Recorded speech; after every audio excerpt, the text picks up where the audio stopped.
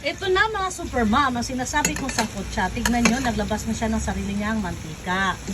Ayan, nagpa-brown-brown na siya. Ayan. So, hudyat na para ilagay na natin ang Magic Sarap. Hello ka dyan. Optional, kung gusto maglagay-lagay. Kung ayaw, walang problema. Nor Cubes. Paring Nor, naririnig nyo ba ang aking panawagan? At it's time na maglagay na tayo ng Marca Piña Soy Sauce. Ang lagi kong ginagamit sa aking lutuin, lalo na pagka adobo ang pinag-uusapan. Yan. So, haluin lang natin para mag-incorporate ang toyo sa karne ng manok. Yan. Pakuluin natin muna yan bago natin lagyan ng tubig.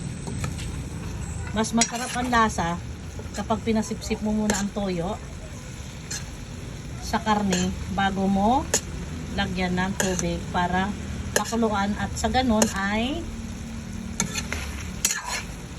lumambot ng ating karne ng manok. Pinato yung adobo to guys, hindi to masabaw. Pinato yung adobo. So, aside sa ating extender na tokwa, maglalaga din ako ng itlog. Ha? Egg! Ate! Egg! Gina, pahingi ako ng yung lagyan ng tubig kalahati. Yung ganito na kaserola, oh. Okay? Hindi, yung isa. Kaserola. Maglalaga na. Yan. Yan, oh. Hindi, isa. Yan. Very good. Lagyan mo ng kalahating tubig. Maglalaga na ako ng itlog para pagluto ng ating adobong manok, luto na rin ang itlog. So, it's time na lagyan na natin ng konting tubig. Yan. And then, maglagay na rin tayo ng konting suka. Yan, suka. Mamaya na natin dagdagan ng suka kung gusto pa natin ng mas maasim. Maglagay ka dito ng itlog. 10 pirasong itlog.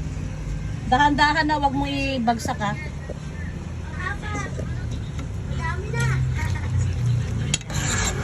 So pakuluin lang natin ito. Ha? Dahan-dahan, wag mo ibagsak ha. 10 itlog. 10 itlog guys kasi marami kami. Bawat tao isa. Dahan-dahan, wag mo ibagsak.